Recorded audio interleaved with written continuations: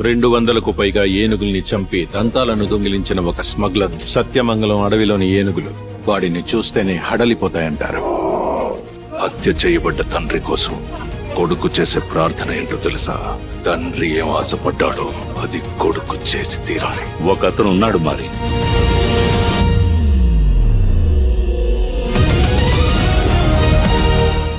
రాష్ట్రాన్ని గెలుస్తున్నారు కానీ ఈ రాక్షసుడిని మాత్రం గెలవలేకపోతున్నారు.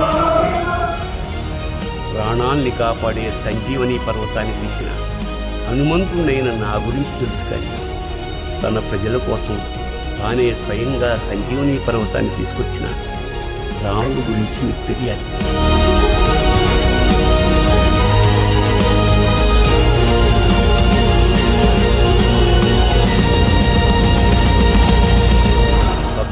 సంవత్సరాలు తన తండ్రి కోసం అడవులకు వెళ్ళిన రాముడు గురించి మీకు తెలుసు కానీ అడవుల నుంచి తన తండ్రి కోసం 14 సంవత్సరాల తర్వాత తిరిగి వచ్చిన రాముడు గురించి మీకు తెలుసా?